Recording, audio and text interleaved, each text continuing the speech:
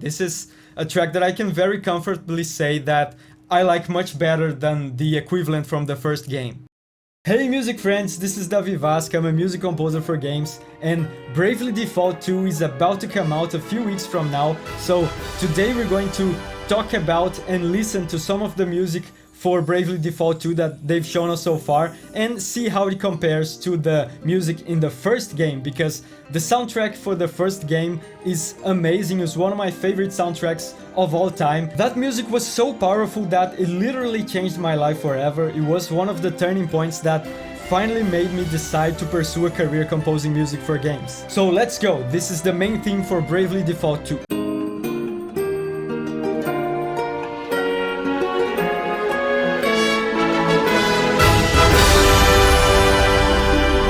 So right at the beginning here, I have to say that I love how the composer right at the beginning greets you with a sense of familiarity. This is almost the same theme from the first game, but not quite. They changed it slightly.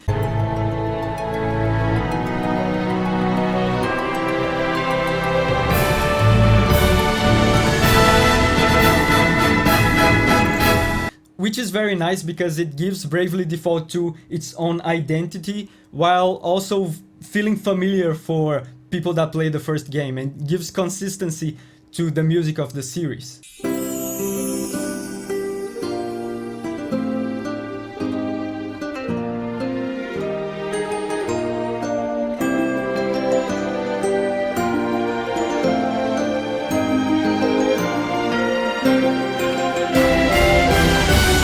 Feels so triumphant, even on quiet passages like this. It feels so heroic. I love that.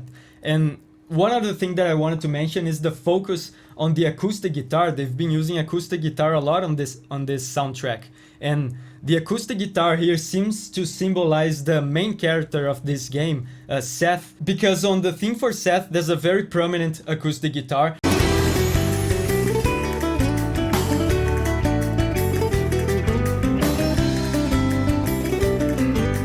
And that's something that they did on the first game as well. They each character had its own theme, and there was a prominent instrument on each theme that personified each one of the characters. So it's appropriate that the instrument of the main character is very prominent on the main theme of the game.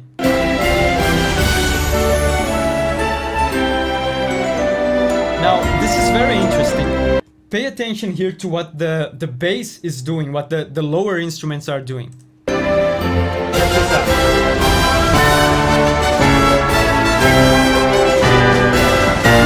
This sequence of notes that he's using on the bass here is called a chromatic scale, and fitting a chromatic scale on a track like this is something extremely tricky, and it really shows how much of an amazing composer Revo is. So in music, chromatic scale means that when you're making a song, music theory makes available to you a certain group of notes that you can use, and if you hit a note that is not on that group, it sounds like a wrong note, sounds like it's out of tune. So when you're playing on chromatic mode, you're basically saying, screw that, screw those limitations, I'm gonna use all the notes in the keyboard. Every key in the keyboard is game. So needless to say, you really have to know what you're doing to do that, otherwise it sounds awful. So does that sound out of tune to you?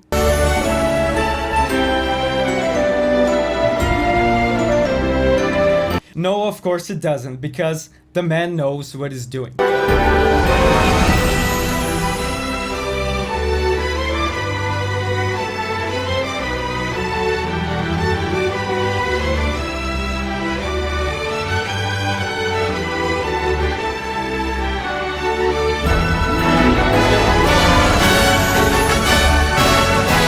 And here he uses a very common trick to build the hype for this last section. He changes the key of the song, he raises the key. On a previous video of mine I explained what that means. And what that means in music is a higher key is often associated with an increase in intensity, an increase in emotion. And just so you know how these little tricks are so important, I'm gonna show you what this would sound like without this key change. Check this out.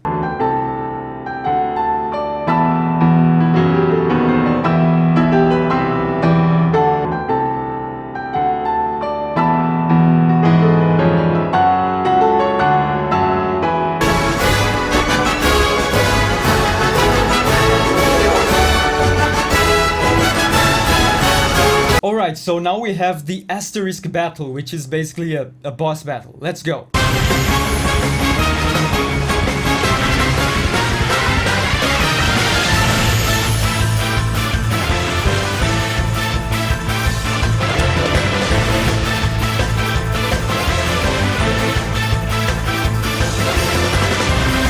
You gotta love this more heavy metal, more rock oriented approach that they take on the battle themes for these games. I love this. Another thing I noticed about this soundtrack is that this soundtrack as a whole seems to be a bit more synthy than the previous games were. They seem to be using more synthesized instruments, and if you don't know what that means, a synthesized instrument is basically an instrument that is just an electronic sound. Is not like a violin or a trumpet. It's just a digitally synthesized sound coming from a keyboard. So you can get all sorts of trippy sounds with that, like this. And they've been using synths even on non-combat tracks.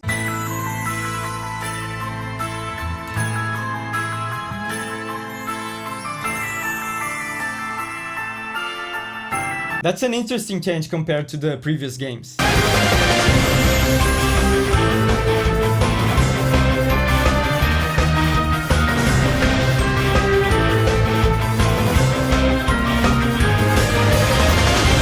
And it's fun to compare this track to the Asterisk battle theme from the first game. That was one of the most beloved tracks from the first game, and that track was like non-stop energy and high intensity and speed all the time.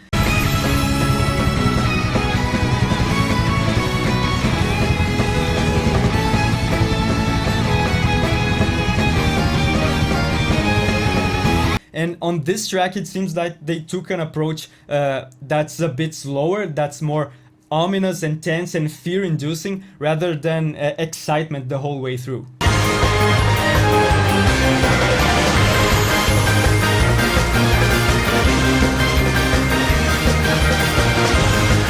And it's so interesting to see how the chords are so important to setting the tone of the music. Here you see he just repeats the melody from the beginning, but this time he plays the same melody but over much more positive and exciting chords, so it makes it feel much more heroic than the first time.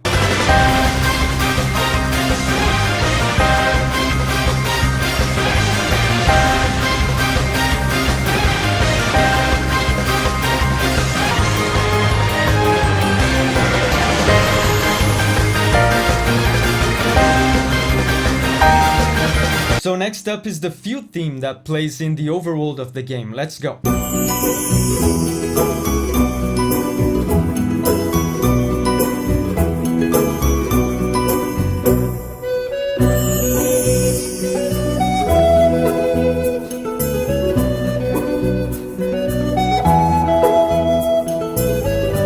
Such a nice relaxing vibe and a big contrast if you compare it to the feud theme of the previous game. That was a big, epic and exciting piece.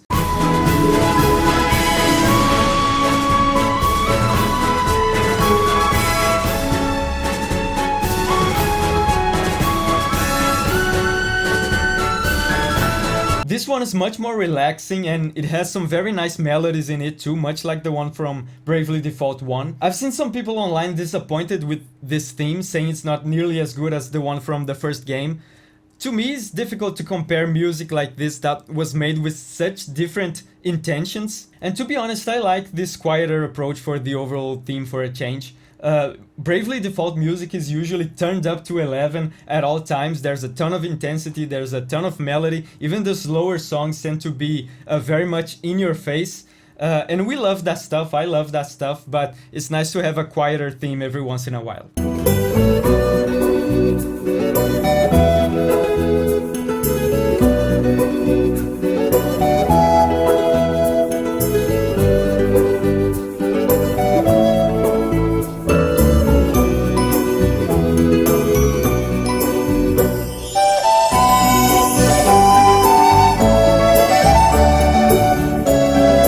And now you can hear that this part is a reference to the main theme, is a rearrangement of the melody of the main theme.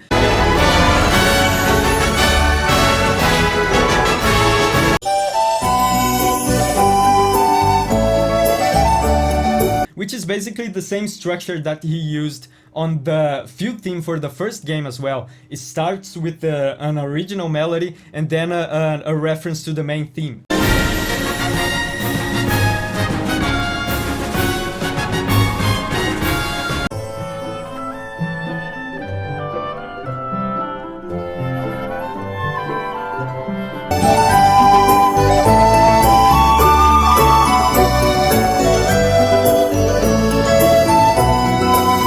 And now we have the battle theme. Let's go.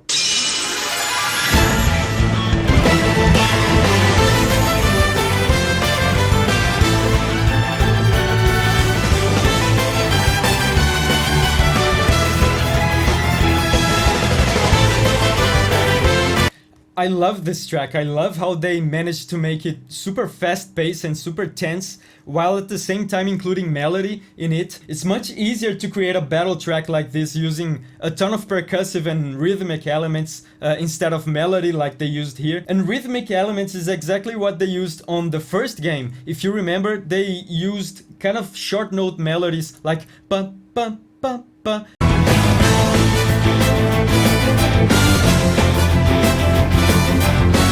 This kind of thing helps set the pace and set the intensity of the piece, these kind of short notes.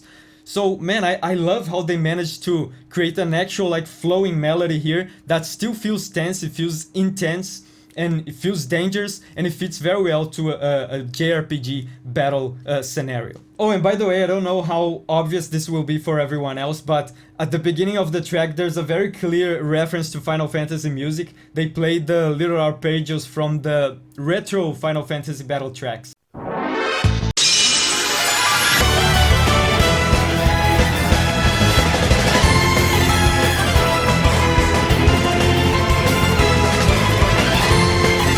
See what I mean with the melody? So fast and so intense, while at the same time creating, you know, a flowing melody with a lot of feeling, a lot of emotion. Very nice. This is probably my favorite track from this soundtrack so far. This is a track that I can very comfortably say that I like much better than the equivalent from the first game.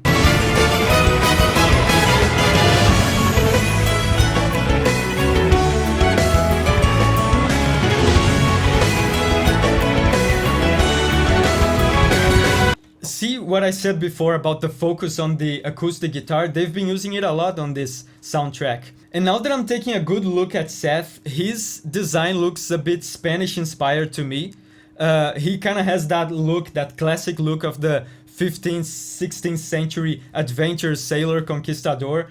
And Spain has a lot to do with the guitar, with the flamenco and all those acoustic guitar Spanish styles. I wonder if that's what motivated the inclusion of the acoustic guitar on the soundtrack.